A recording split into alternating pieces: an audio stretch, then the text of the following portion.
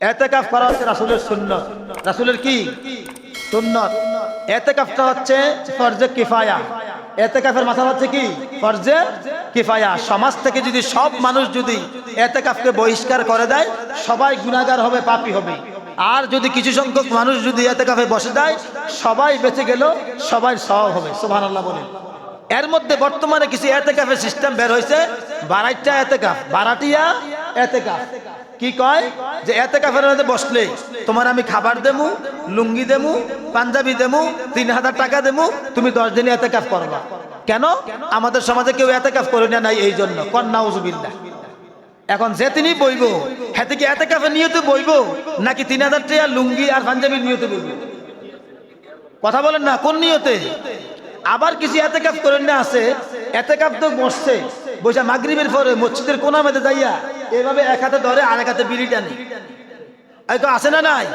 আর আমার মুসল্লি আমি পাইছি, মাগরিবের পরে আমি ইফতার করলাম, মাগরিব নামাজ পড়ে বের হয়েছি, বের হওয়ার পরে এমনটা মসজিদের কোণার মধ্যে এমনি ধরে রাখছে, ধরে রেখা আরেক হাতে বিড়ি টান দিছে। এমন সময় আমি আস্তে আস্তে ফিসকিরা লইছে। তো লওয়ার পর আমি চিন্তা করলাম, এখন যদি কই যে বিড়ি খায় কে বা এরকম কিছু বললে ওনাকে ডাইরেক্ট অ্যাটাক করা হবে, তো কৌশলে অ্যাটাক করতে হবে। আমি আর এখান থেকে লড়ি না, আমি এখান থেকে দাঁড়ায় করতেছি, চাচা ভালো আছেন নি, শরীরে বলেন। তো হঠাৎ করে বললাম, দাও কি একটা গন্ধদানি লাগতে আছে, বললাম এত কথা কই না, এত কথা বইলে কিন্তু বাইরে আউন লাগে। তখন তো বুঝছি যে ওরা কেন বাইরে আসে। এরকম দুষ্ট সাধন আছে না নাই? ইতিকাফে বইসা মসজিদের বাইরে যাইয়া মসজিদের কোণার দইরা এরপরে বিড়ি টানে বামাতে। কোন নাউজুবিল্লাহ। মানে মসজিদ ধরার উদ্দেশ্য হুজুর এইটাও ঠিক, আবার এইটাও ঠিক, আছে না নাই? এমন দুষ্ট আছে না নাই? সব বন্ধ। ইতিকাফে যারা বসবে তারা জানাজার নামাজে যাইতে পারবে না, মসজিদ থেকে বিনা প্রয়োজনে বের হতে পারবে না, মসজিদে কথা বলতে পারবে না। ইতিকাফের মধ্যে কন্যাবিনী করছে এমন প্রমাণও আছে, এমন কন্যাগুলি লাগছে ইতিকাফ শেষ। কোন নাউজুবিল্লাহ। ইতিকাফের মধ্যে শুধু কথা হবে কয়েকটা, কথা হবে কয়টা? কয়েকটা কথা হবে। এক নম্বর কথা হবে আল্লাহর সাথে। সুবহানাল্লাহ। আমি 10 দিনের নিয়ত করছি ইতিকাফ, আমি আল্লাহর লগে কথা বলবো। কি কথা? কোরআন তেলাওয়াত। সুবহানাল্লাহ বলেন। আল্লাহ বলছে, বান্দা আমার সাথে কথা বলতে চাও তাহলে কোরআন পড়ো। সুবহানাল্লাহ বলেন। আমরা কোরআন পড়তে রাজি আছি না নাই? এই ইতিকাফের মধ্যে কথা হচ্ছে এটাই, যতক্ষণ থাকবো ঘুম নামাজ বাদ দিয়া আর শুধু কোরআন তেলাওয়াত, শুধু কোরআন তেলাওয়াত, শুধু কোরআন তেলাওয়াত। সুবহানাল্লাহ বলেন। আরেকটা কথা হচ্ছে আমার নবীর উপরে বেশি বেশি দুরূদ সালাম পাঠ করা। সুবহানাল্লাহ বলেন। যত বেশি পারা যায়, যত বেশি পারা যায়, যত বেশি পারা যায়, আমার নবীর জন্য পাগল হইয়া খালি দুরূদ সালাম, খালি দুরূদ সালাম, খালি দুরূদ সালাম। সুবহানাল্লাহ বলেন। আরেকটা কথা হচ্ছে আল্লাহর পবিত্র নামের তাসবিহ পড়া, তাসবিহ পড়া, তাসবিহ একটা হাতে নিয়ে সারাক্ষণ সুবহানাল্লাহ সুবহানাল্লাহ সুবহানাল্লাহ। আল্লাহ ফেরেশতারা ডাক দিয়ে কয়, ও ফেরেশতারা দেওস না, আমার বান্দা পাপ করছিল, গুনাহ করছিল, অপরাধ করছে, অন্যায় করছে, মুখটা অপবিত্র হয়ে গেছে। এখন ইতিকাফের মধ্যে সহিহ নিয়তে আইসা খালি আল্লাহ, আমি আল্লাহরে কইতেছি, আল্লাহ আপনি পবিত্র, আল্লাহ আপনি পবিত্র, আল্লাহ আপনি পবিত্র, সুবহানাল্লাহ সুবহানাল্লাহ সুবহানাল্লাহ। তোরা সাক্ষী থাক, আমার বান্দার অপবিত্র মুখটাকে আমি পবিত্র করে দেব। আরো আসতে কোন সুবহানাল্লাহ। তো ইতিকাফের মধ্যে কোন আজে বাজে কথা চলবো? ইতিকাফের মধ্যে আইসা ফোন দিয়া ফুতুর বড়জি কে গাইডা বিয়েছিনি, হাতে ইতিকাফ করে। কোন নাউজুবিল্লাহ। বলেন নাউজুবিল্লাহ। এই সমস্ত কোনো কিছু চলবে? ইনশাআল্লাহ আমাদের এই মসজিদে ইতিকাফে বসে তো ইনশাআল্লাহ। কিরকম বসে? কতজন বসে? হ্যাঁ যাক আলহামদুলিল্লাহ, আলহামদুলিল্লাহ। ওই যে ইতিকাফ করে না লোক পাইয়া গেছে জালালি, জালালিয়া দরবারের। আলহামদুলিল্লাহ। কোন জি আচ্ছা, এই বছর কারা কারা ইতিকাফ করার জন্য নিয়ত করছেন? আমার জানা মতো 2 জন হয়েছে। একজন হচ্ছে আমাদের বরুড়া সুন্নিয়া আলিয়া মাদ্রাসার সম্মানিত বিউচি স্যার জনাব আসাদ স্যার নিয়ত করছেন যে এই বছর ইতিকাফে বসবেন। আরেকজন হচ্ছে মোল্লা কাজিমউদ্দিন রহমাতুল্লাহ আলাইহি কালিয়াপুর দরবার শরীফের মুরিদ। আপনার নাম কি বাবা? হ্যাঁ দৌলত মেম্বার। আল্লাহু আকবার। কোন নাম হচ্ছে দৌলত। আল্লাহ যেন ধন সম্পদ দিয়ে পুরে দেয় জীবনটা। সবাই কোন আমি। আচ্ছা, এই মসজিদে দীর্ঘদিনের মুয়াজ্জিন, আবার এই বাড়ির জামাইও। আরে বাবা, এবার দাফর তো কম না। সবাই কোন আল্লাহু আকবার। দৌলত মেম্বার সাহেব, জনপ্রতিনিধি দৌলত সাহেব, আল্লাহ তাআলা যেন ধন সম্পদ দিয়া নামের অর্থটা অনুযায়ী ওনার জীবন ভরপুর করে দেয়। সবাই কোন আমিন। আসতে কোন আমিন। মাগো মিটার বাড়ি 2 জন। আর কি আছেন বলেন? আর কি আছেন বলেন? আচ্ছা, আরেকজন পাওয়া গেছে মুরব্বী। সবাই কোন আমিন। 3 জন হয়েছে। এরপরেও যুবকদের মধ্যে কি কেউ নাই? মাশাআল্লাহ, 4 জন এসে সবাই কোন আমিন। কয়জন? এই বরুড়া পৌরসভায় অর্জুনতলা গাউসিয়া সুন্নিয়া জামে মসজিদের মধ্যে 4 জন ইতিকাফ করবে ইনশাআল্লাহ। আরো সময় আছে। যুবকদের মধ্যে, মধ্য বয়সের মধ্যে নিয়ত করেন যে হুজুর আমি ইতিকাফ করব। ইতিকাফ করলে কি হয়? ইতিকাফ করলে আল্লাহ বলেন তাকে আমি মাসুম বানায়া দেই, তার জীবনের গুনাহ মাফ করে দেই। ইতিকাফে যে বসলো আর যারা বসলো না, যারা বসে নাই ইতিকাফের মধ্যে, তারা যতগুলো সওয়াব করবে ঠিক সমপরিমাণ ইতিকাফকারীর আমলনামার মধ্যে আল্লাহ সওয়াব দিয়ে দিবেন। জবান খুলে বলি আল্লাহুম্মা আমিন।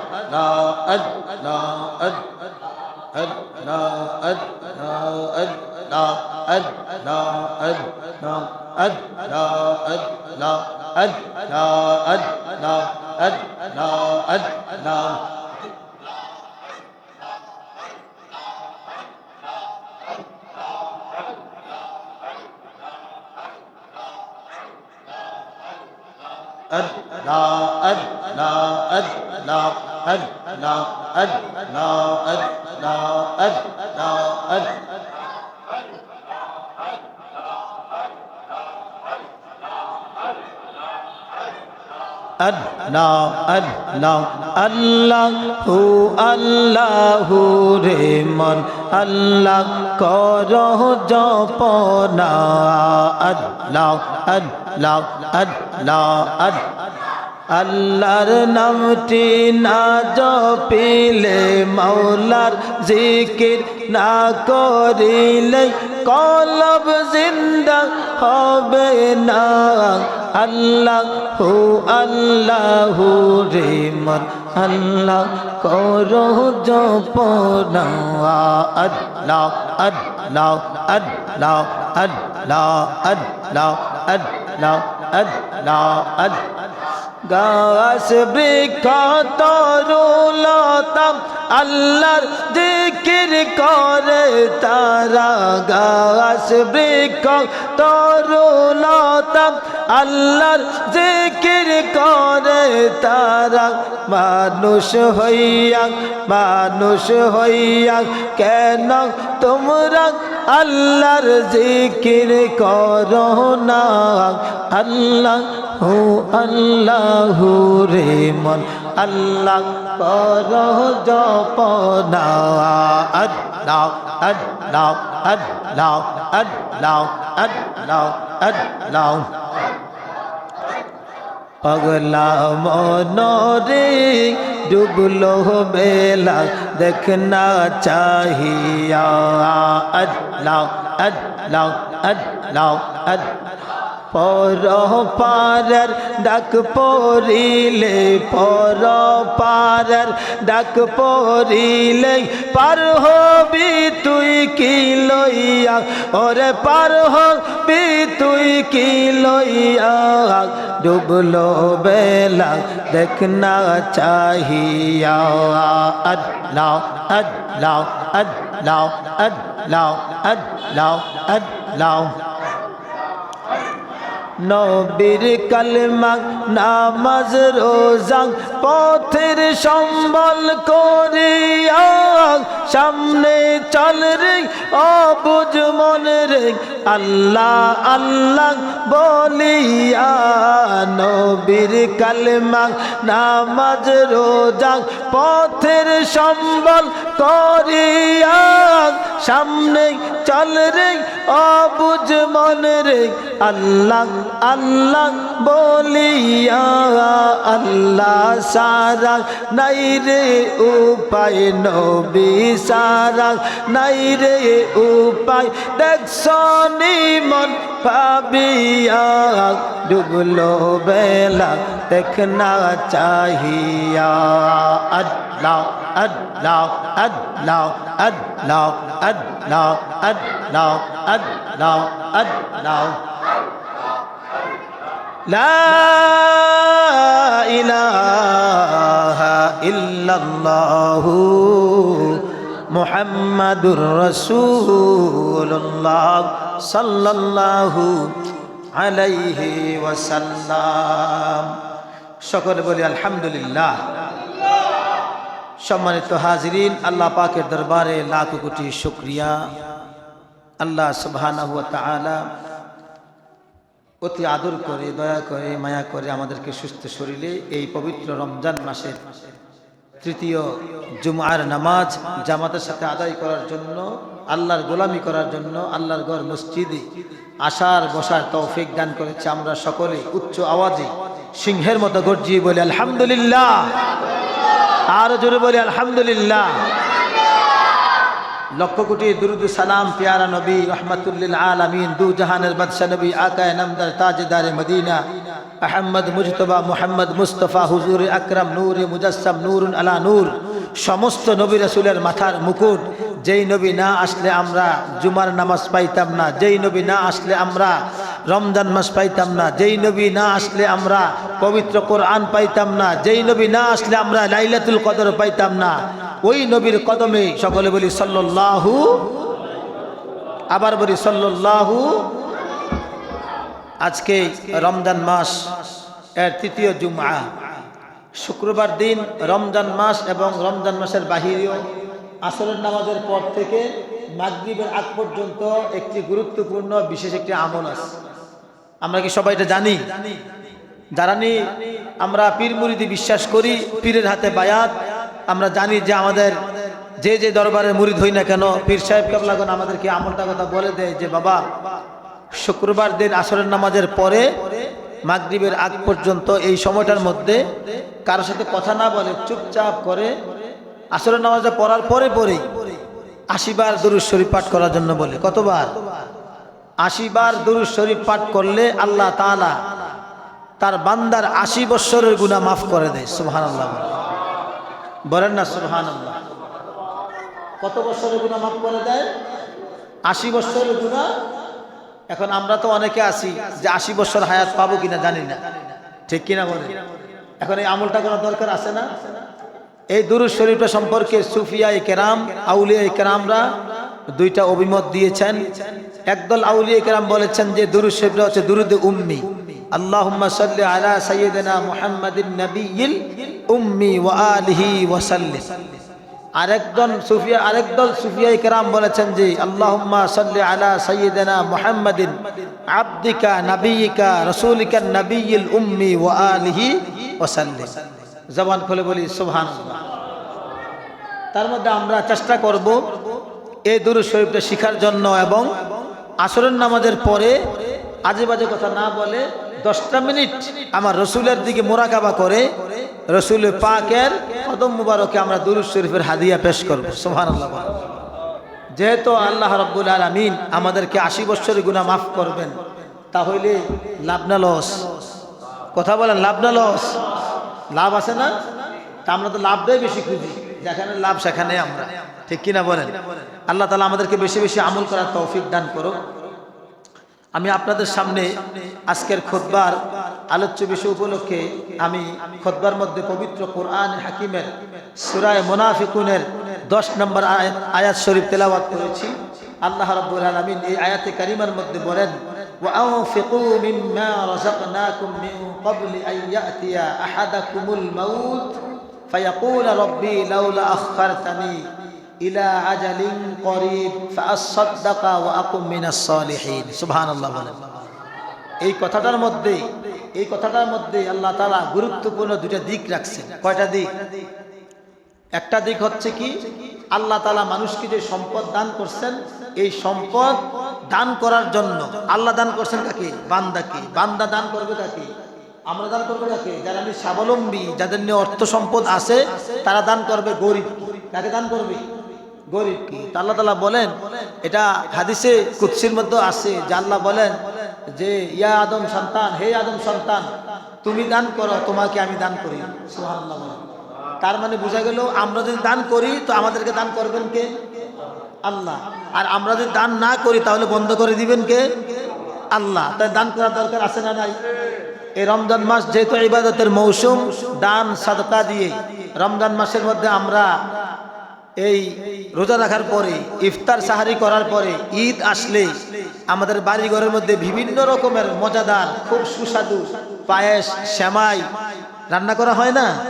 রান্না করা হয়। এখন আমরা যারা স্বাবলম্বী কিনে খেতে পারবো, আমরা খাবো, গরিবরা কি খেতে পারবে না? গরিবরা খাওয়ার কি অধিকার নাই? তারা কি মানুষ না? তাদেরকে যদি আমরা একটু দানের হাতটা বাড়িয়ে দেই, সহানুভূতির হাত বাড়াইয়া দেই, আমি দান করব 1 টাকা, আমার আল্লাহ আমাকে দান করবেন 10 টাকা। সুবহানাল্লাহ বলেন না? সুবহানাল্লাহ। তা আমরা যদি একটু দানের হাতটা বাড়াইয়া দেই, তাহলে গরিবরা একটু স্বাচ্ছন্দ্য বোধ করবে যে সবাই যেহেতু ঈদের সময় আনন্দ করে, আমরাও করতেছি। আমরাও কি করতেছি? ঈদ করতেছি। আজকে 16ই রমজান, আগামী দিন 17ই রমাদান। আগামী দিন যে 17ই রমাদান, এই 17ই রমাদানকে বলা হয় বদর দিবস। কি বলা হয়? বদর দিবস।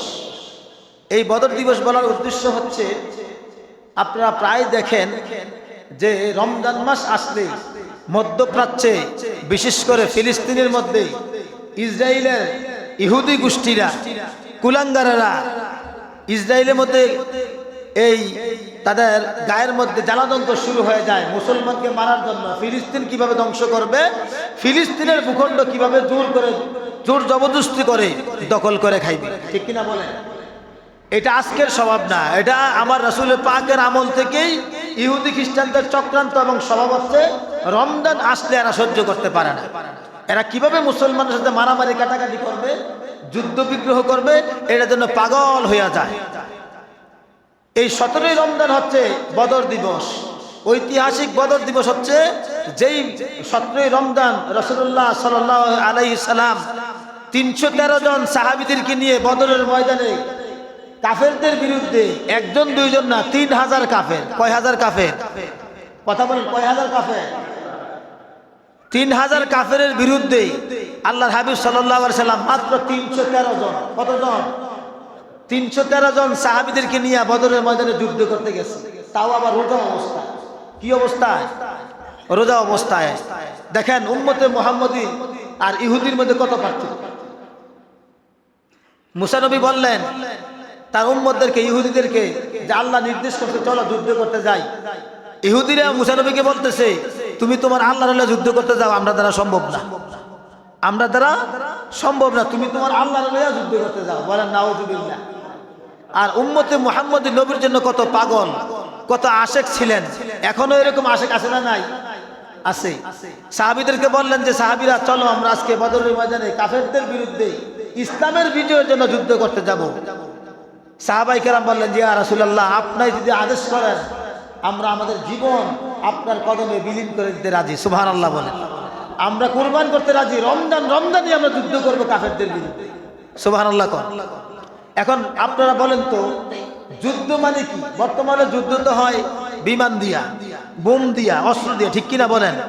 আর ওই সময় যুদ্ধটা ছিল উট, ঘোড়া, তীর, বল্লম, তলোয়ার দিয়ে। আমি জানি যে আমি যুদ্ধ করতে গেলে আমাকে কূপ দিয়ে আমার হাতটা ফেলে দিবে। ঠিক কিনা বলেন? আমি জানি আমার কল্লাটা ফেলে দিবে, আমাকে মেরে ফেলবে। সাহাবীরা জানতো, জানার পরে বলছে যে আল্লাহ রাসূলের আদেশ, আমাদেরকে যুদ্ধ করতেই হবে। রমজান মাস। সুবহানাল্লাহ। এবার সাহাবীরা আল্লাহর হাবিবের পেছনে পেছনে দৌড়াচ্ছে, আর মুনাফিকেরা বাড়ি ঘরে চলে গেছে। মুনাফিকেরা কেউ বলছে আমার স্ত্রী অসুস্থ, আমার সন্তান অসুস্থ, আমার শরীরটা ভালো না। এরকম ধরনের মানুষ আছে না? কথা কন্যা আছে না? এখনো কিন্তু এমন মানুষ আছে। যখন একটা নেক কাজ করার জন্য ডাক দেওয়া হয়, ও আমার শরীরটা বেশি একটা ভালো না, আমি জান, আমি আইতে এসেছি। এটা ছিল মুনাফিকেরা এই কথা বলতো। যখন বদরের ময়দানে আল্লাহর হাবিব সাল্লাল্লাহু আলাইহি সাল্লাম উপস্থিত হইলেন, বদরের ময়দানটা ছিল কেমন? মানে আকাশের যে চাঁদ, ওই চাঁদকে আরবিতে বলা হয় বাদরুন, অর্থ হচ্ছে কি? চাঁদ। আবার এটাকে আরেকটা নাম আছে, হেলালুন, চাঁদ। সুবহানাল্লাহ বলেন। কমারুন, চাঁদ। সুবহানাল্লাহ বলেন। আরবিতে অনেক নাম হয়। এখন যেই ময়দানে যুদ্ধ করতে যাবে, যাইয়া দেখতেছে ওই ময়দানটা চাঁদের মতো গোল। সুবহানাল্লাহ বলেন।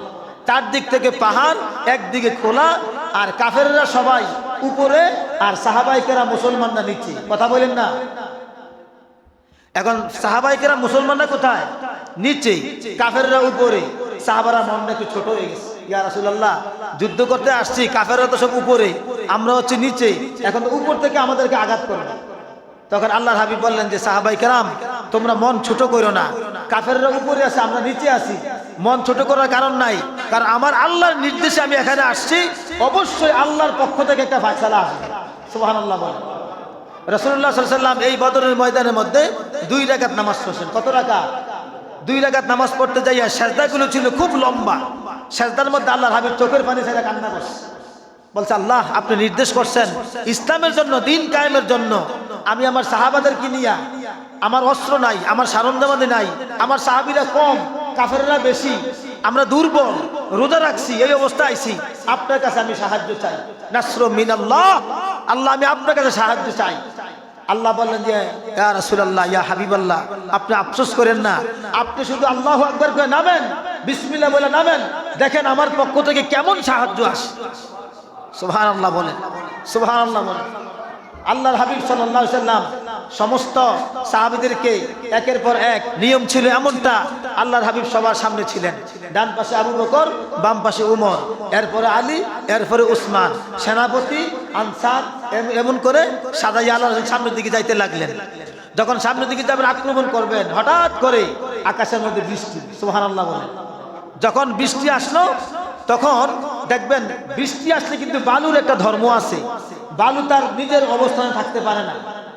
তখন কি করে, বৃষ্টির পানি পাইলেই অথবা যে কোনো পানি পাইলে বালু পরে নিচের দিকে নেমে আসে। কাফেরদের পরিণতি এটা হয়ে গেছে, যখন বৃষ্টি আসলো কাফেররা বালুর মধ্যে দাঁড়ায় থাকতে পারলো না, তারা নিচে নেমে গেছে। তখন সাহাবীরা আল্লাহু আকবার শুরু করছে। আবার কাফেররা সবচেয়ে বেশি আতঙ্ক ভয় পাইছে এটা যে মুহাম্মদ সাল্লাল্লাহু আলাইহি সাল্লাম তিনি তার সাহাবীদেরকে নিয়ে যুদ্ধের মধ্যে নেমে গেলেন। আমরা ভাবলাম যে তারা 313 জন, এখন তো দেখতেছি তাদের প্রত্যেকের সাথে আরো 2 জন কইরা। সুবহানাল্লাহ। আল্লাহ ফেরেশতা পাঠাইছে প্রত্যেকটা সাহাবীর সাথে 2 জন কইরা। সুবহানাল্লাহ। সাহাবীরা একজন সামনের দিকে যায়, হযরত আবু বকরের ডান দিকে এক ফেরেশতা, বাম দিকে আরেক ফেরেশতা, হযরত উমরের ডান দিকে এক ফেরেশতা, বাম দিকে আরেকজন ফেরেশতা, এমন করে 313 জন সাহাবীর সাথে প্রত্যেকের সাথে 2 জন করে হইলে কতজন হয়? আল্লাহু আকবার বলেন। এবার সাহাবায়ে কেরামরা সামনের দিকে আগাইতে লাগলেন, আর আল্লাহর হাবিব যখন আশ্বাস পাইলেন, আল্লাহ যখন বলছে রাসূল আপনি যুদ্ধে নামেন, আমি সাহায্য করব, তখন সাহাবীরা আশ্চর্য হয়ে গেল, কি রে আমরা যে কূপ দেই একটা, ওরা কূপ দিলে লাগে যে আরো লগে 2টা কাটা বাড়াইয়া দেয়। সুবহানাল্লাহ কোন না।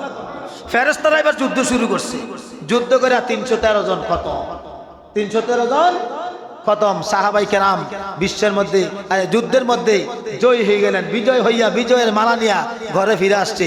সেই হচ্ছে আগামী দিন যে 17ই রমাদান, এই বদর দিবস উপলক্ষে আমরা সাহাবাই কেরামদের কষ্টের বিনিময়ে আল্লাহর হাবিবের রক্ত ঝরা, ঘাম ঝরা ইসলাম পাইয়া আমরা বদর দিবসের মধ্যে আমরা সমস্ত উম্মতে মুহাম্মদীর জন্য দোয়া করা দরকার আছে না নাই?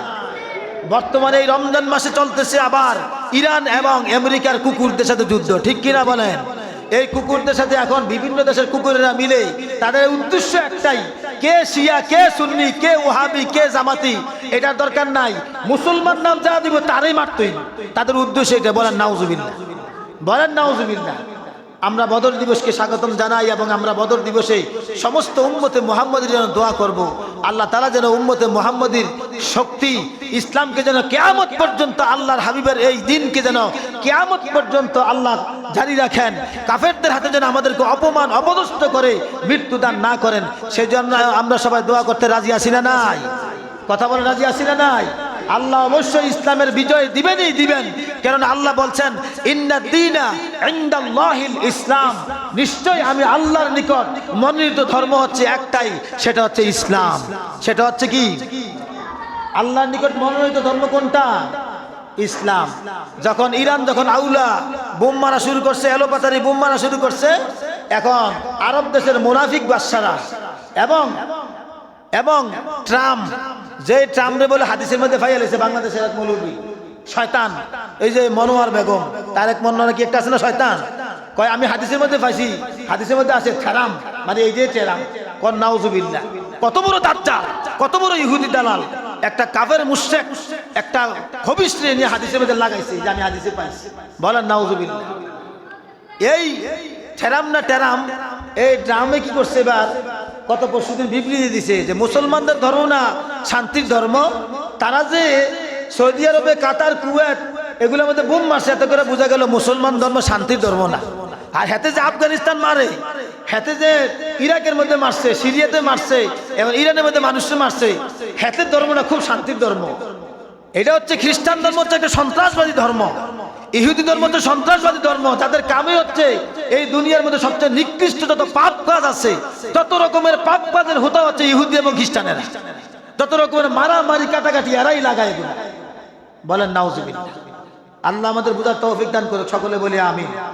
যেই কথাটা বলতে চাইছিলাম যে আল্লাহ তাআলা সূরা তাওবার 10 নম্বর আয়াতের মধ্যে বলেন, ওয়া আনফিকু মিম্মা রাযাকনাকুম মিন ক্বাবলি আইয়াতিয়া আহাদাকুমুল মাউত। তোমাদের কারোর মৃত্যু আসার পূর্বেই আমি আল্লাহ তোমাদেরকে যা দান করেছি তা হইতে তোমরা আমি আল্লাহর রাস্তায় খরচ করো। সুবহানাল্লাহ বলেন, বলেন না সুবহানাল্লাহ।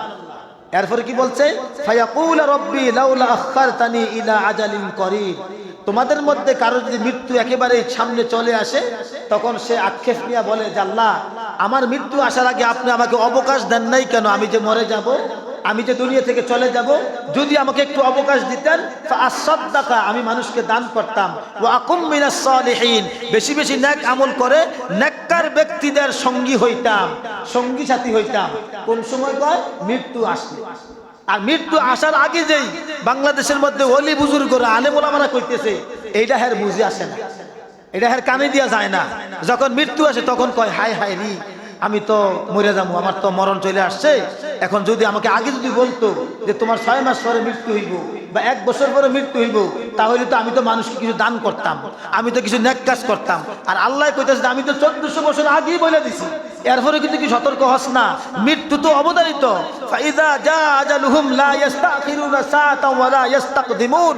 মৃত্যু যখন আসার ঠিক 1 সেকেন্ড আগেও আসবে না, 1 সেকেন্ড পরেও আসবে না, নির্দিষ্ট সময়ে তোমার মৃত্যু হবেই হবেই। কারণ আল্লাহ বলেন, কুল্লু নাফসিন যায়িকাতুল মাউত। প্রত্যেকটা প্রাণী, প্রত্যেকটা জীব তার মৃত্যুর স্বাদকে গ্রহণ করতে হবে। সুবহানাল্লাহ। তারপরে কি তোমাকে বলা লাগবে তুমি দান করো? তারপরে কি তোমাকে বলা লাগবে তুমি নেক কাজ করো? তুমি বুঝো না?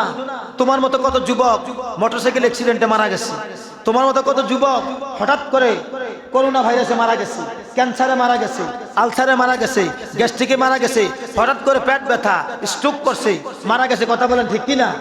তুমি বসে রয়েছে, তোমার বাবার বয়স পাইবা, দাদার বয়স পাইবা, কালো দাড়ি সাদা হবে, লাল কালার করবা, নীল কালার করবা, এর আগে তোমার মৃত্যু আসতে পারে।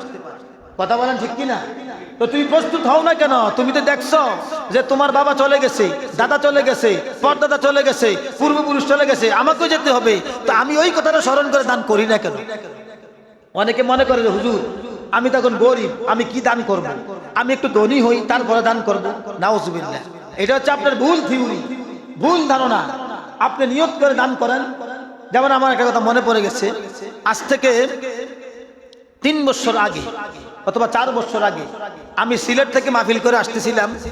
আসার পথে তখন খুব শীত ঠান্ডা।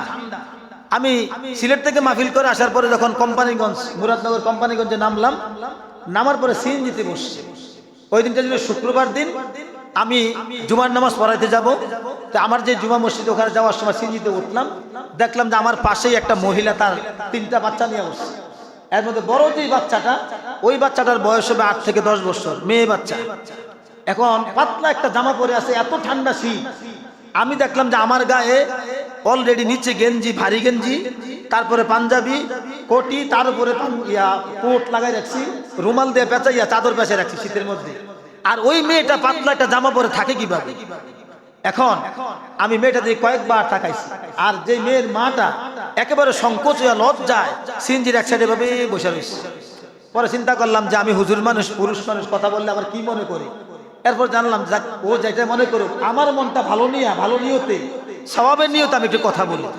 তখন আমি বললাম যে বোন, আপনি মনে কিছু নেবেন না, ভয় পাইয়েন না। আপনার বাচ্চারা কাপড় নাই? বলে বাচ্চার বাবা নাই, বাচ্চার বাবা মারা গেছে। আয় হায় রে, কথা শোনার পরে কষ্ট লাগছে। বললাম যে আপনি কি করেন?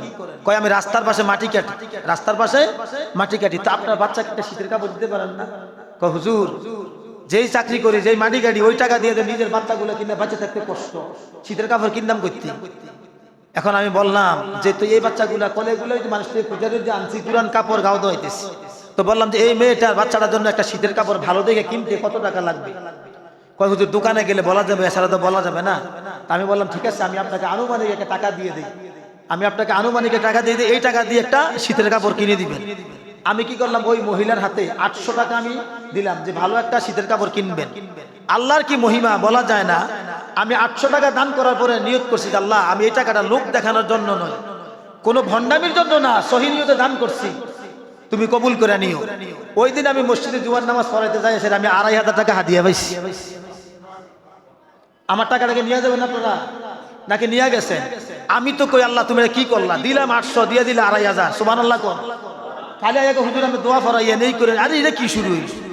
দেখেন একে দান করলে 10 যে আসে। গরিব থাকতে দান করবেন, কেননা এটার মধ্যে বরকত বেশি, রহমত বেশি। ধনী হইলে দান করবেন না, ধনী হইলে আপনার মন হয়ে যাবে পাথর। আপনি চিন্তা করবেন যে অনেক কষ্ট করে আমি গরিব থেকে ধনী হইছি, এখন বেশি বেশি দান করলে যদি আমি আবার পূর্বের জায়গায় ফিরে যাই তাহলে আমার অবস্থা শেষ। বলেন নাউজুবিল্লাহ। কারণ আপনি গরিব থেকে ধনী হওয়ার পরে আপনাকে শয়তানে কুমন্ত্রণা দিবে, টাকা পয়সা বেশি খরচ করিস না, তোর মনে নাই আজ থেকে 30 বছর আগে যখন গরিব ছিলি তখন ভাত খাইতে ভাত পাইছস না, কুরবানি ঈদের সময় কুরবানি দিতে পারছস না, তখন তুই রোজার মধ্যে বালা করে সোনা বুট কিনবি দূরের কথা, তুই বালা করে পানি দিতে পাইছিস না, শরবত দিতে পাইছিস না। এখন তুই শরবত খাস, সোনা বুট খাস, বুরিন্দা খাস, আর কত কিছু খাস। তুই কিনা কথা ইসুফগুলের বুসি দিয়া, তোকমার দানা দিয়া কত রকমের ইফতার করস। দান তুই কম করে করিস, টিয়া ধরে রাখ, শয়তান ধোঁকা দেয়। বলেন নাউজুবিল্লাহ। বরংস দান করবেন, দানে মানুষের সম্পদ কমে না, আরো বাড়ে। সম্পদ কি করে? আরো বাড়ে। এই যে রমজান মাস সামনে আসছে, সাদাকাতুল ফিতর, সাদাকাতুল ফিতর। এখন এই রমজান মাস উপলক্ষে আমাদের ইসলামিক ফাউন্ডেশন চাঁদ দেখা কমিটি থেকে নির্ধারণ করা হয়েছে এই বছর রমজানের মাসে যে সাদাকাতুল ফিতর হবে, সর্বনিম্ন হচ্ছে 110 টাকা। কত? সর্বনিম্ন 110 টাকা, আর সর্বোচ্চ হচ্ছে 2805 টাকা। 2805 টাকা। কত টাকা? 2805 টাকা সর্বোচ্চ প্রতিজনে মাথা পিছু। আপনি যদি কোটি কোটি টাকার মালিক হন তাহলে আপনি চিন্তা করবেন যে আমার ঘরে যদি 10 জন সদস্য হয়, 10 জন সদস্য না হয় 15,000 টাকা আমার সাদাকাতুল ফিতর আসবে। আর সাদাকাতু তারাদ্দু মিনাল বালা ওয়া জিয়াদাতুল উমর। রাসূল বলেছে যেই ব্যক্তি সাদকা করবে, দান করবে, তার উপরের বালা মুসিবত সব কেটে যাবে দান করার কারণে, আর তার বয়সকে বৃদ্ধি করা হবে। জবান করে বলি সুবহানাল্লাহ। এতগুলো নবী প্রেমিক, এতগুলো ওলি প্রেমিক, এতগুলো মানুষের সুবহানাল্লাহ যদি এই নমুনা হয়, তো কাফেররা ইহুদি মুশরিকরা আমরা মারবে না কেন? জোরে বলেন না সুবহানাল্লাহ। সুবহানাল্লাহ বললে কি পুলিশে অ্যারেস্ট করবো নাকি? গুনাহ হইব নাকি? নাকি জরিমানা হইব? যে মসজিদ থেকে বাইরে হইলে 10 টাকা করে যারা সুবহানাল্লাহ কইছে জরিমানা। তো জোরে বলি আল্লাহু আকবার। আমরা সাদাকাতুল ফিতর আদায় করতে চাই কি চাই না? ঈদের আগে না পরে? ঈদের নামাজে যাওয়ার কত টাকা করে?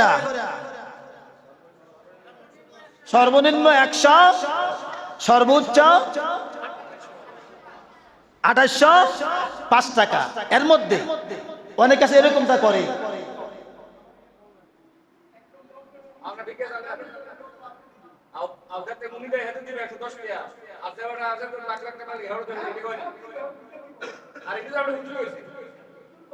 আচ্ছা কথা বলেন না। যদি কারো যদি এরকম কথা বলতে মন চায় আমার কাছে বলবেন, আমি 5 মিনিট বৈশা আপনাকে সময় দেবো, আমি 5 মিনিট কন, ঠিক কিনা বলেন? 5 মিনিট কথা বলেন, অসুবিধা নাই। সকলে বলি আলহামদুলিল্লাহ। শোনেন, সামনে আবার এতেকাফ আসতেছে। এতেকাফটা আসতেছে রমজান মাসে। কি খাবার খাইবেন? তাড়াহুড়া আছে, কোন জানাজা আছে, বিয়ে আছে, খাবার খাইবেন তো 5টা মিনিট লেট হইলে অসুবিধা হইব। তার আগামী শুক্রবার চলে যাবে এতেকাফের ভিতরে, আমি জুমাটা পাবো না। এতেকাফের ব্যাপারে একটু কথা বলা দরকার আছে না? কথা বলেন না, কথা বলা দরকার আসেনি? এতেকাফের ব্যাপারে কিছু কথা বলি।